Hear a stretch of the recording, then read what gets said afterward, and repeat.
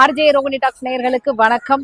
இப்ப நான் எங்க இருக்கேன் அப்படின்னு பாத்தீங்கன்னா, முருகனின் அறுபடை வீடுகள்ல 4ஆம் படையான சுவாமி மலையில இருக்கிறேன்.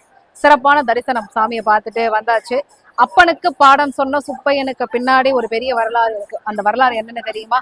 முருகப்பெருமானின் அறுபடை வீடுகளுள் 4வது படை வீடாக திகழ்வது திருவேரகம் என்று போற்றப்படும் சுவாமிமலை. இங்கு கதிர்வேலனாக முருகப்பெருமான் எழுந்தருளி அருள் பாலிக்கிறார். தஞ்சாவூர்ல இருந்து 32 கிலோமீட்டர் தொலைவிலும், கும்பகோணத்துல இருந்து 8 கிலோமீட்டர் தொலைவிலும் இந்த கோவில் அமைஞ்சிருக்கு. அப்பனுக்கு பாடம் சொன்ன சுப்பையா, அந்த வரலாறு அரங்கேறியது இங்கேதான். படைப்பு தொழில்ல ஆணவம் முற்றி இருந்த பிரம்மா ஒரு முறை முருகப்பெருமான சந்திக்க நேர்ந்தது. அப்ப பிரம்மன் கிட்ட படைப்பு தொழில் செய்யற உமக்கு ஓம் என்ற பிரணவ மந்திரத்தோட பொருள் தெரியுமான்னு முருகப்பெருமான் கேட்டாரு.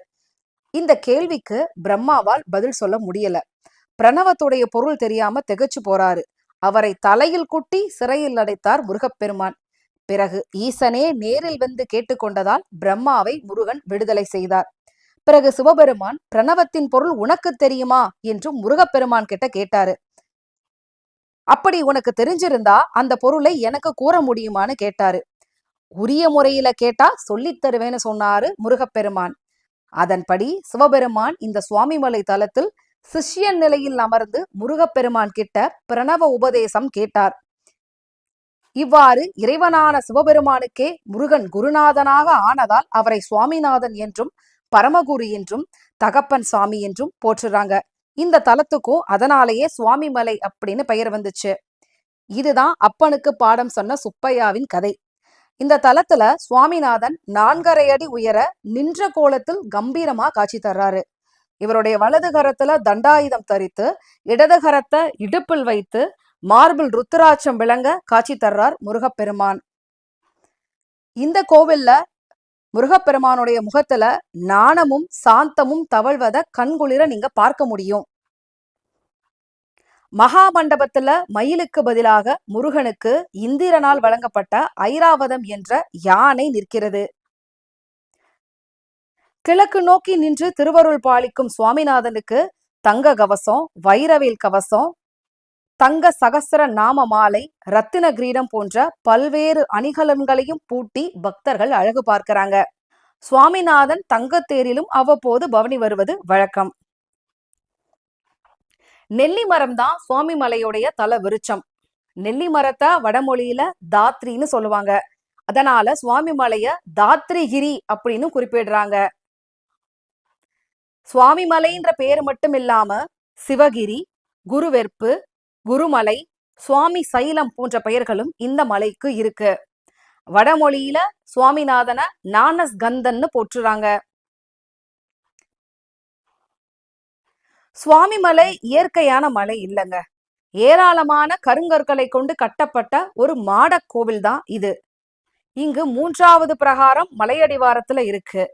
2வது பிரகாரம் கட்டுமலையோடைய நடுபாகத்திலும், 1ஆம் பிரகாரம் கட்டுமலையின் உச்சியில் சுவாமிநாத பெருமானை சுற்றியும் அமைஞ்சிருக்கு. தெற்கு நோக்கிய ராஜகோபுரம் 5 நிலைகள் கொண்டது. பெரும்பாலும் பக்தர்கள் கிழக்கு புற மொட்டை கோபுரத்தின் வழியாதான் கோவிலுக்குள்ள நுழையிறாங்க. அப்படி நீங்க நுழைஞ்சதுமே வல்லப கணபதிய தரிசிக்க முடியும். மலைக்கோவிலுடைய கீழ்த்தளத்தில் மீனாட்சி அம்மன், சுந்தரேஸ்வரர், விநாயகர், சோமாஸ்கந்தர், விஸ்வநாதர், விசாலாட்சி, தட்சிணாமூர்த்தி இவங்களுடைய சன்னதிகள் அமைஞ்சிருக்கு. சுவாமிநாதனை நாம தரிசிக்கிறதுக்கு 60 படிகள் மேலே ஏறி போகணும். 60 தமிழ் வருடங்களின் பெயர்களை தாங்கி நிற்கும் இந்த 60 படிகளும் 2 பகுதிகளா அமைஞ்சிருக்கு. மேல் தளத்தில் நீங்க நுழைஞ்சதுமே முதலில் நமக்கு காட்சி தருபவர் கண் கொடுத்த கணபதி. செட்டிநாட்டை சேர்ந்த ஒரு பெண்மணிக்கு கண் பார்வையை அருளியதால் கண் கொடுத்த கணபதி என்று இவருக்கு பெயர் வந்துச்சு.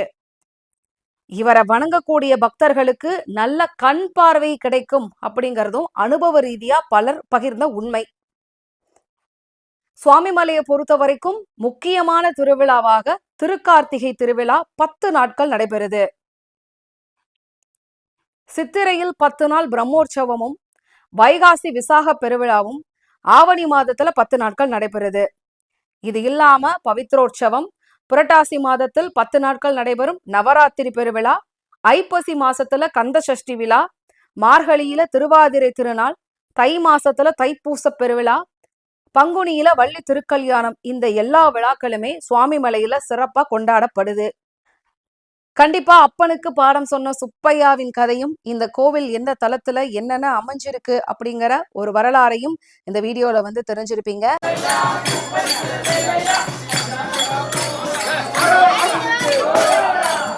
ஸோ அறுபடை வீடுகள்ல ஒவ்வொரு படைக்கும் நான் வந்து போயிட்டு அதோடைய வரலாறு என்ன அப்படிங்கிற விஷயங்களும் உங்களுக்கு சொல்லிட்டு இருக்கிறேன். ஸோ இப்ப சுவாமி மலையை முடித்த கையோட அடுத்ததாக நான் திண்டுக்கலுக்கு வந்து போறேன். திண்டுக்கல்லில் இருந்து பழனி மலைக்கு 60 கிலோமீட்டர் இருக்கு. அந்த தூரத்தை நடைபாதை வழியாக வந்து நான் நடந்து என்னுடைய பிரார்த்தனையை வந்து நான் நிறைவேற்ற போறேன். ஸோ எதற்காக இந்த நடைபாதை, திண்டுக்கல்ல இருந்து ஏன் நடக்கிறீங்க அப்படிங்கிறதுக்கு முன்னாடி நிறைய காரணங்கள்லாம் இருக்கு. அது என்ன அப்படிங்கிறத நீங்க அந்த பிளாக்ல பார்த்து தெரிஞ்சுக்கோங்க. மறக்காம சேனலை லைக் பண்ணுங்க, ஷேர் பண்ணுங்க, சப்ஸ்கிரைப் பண்ணுங்க.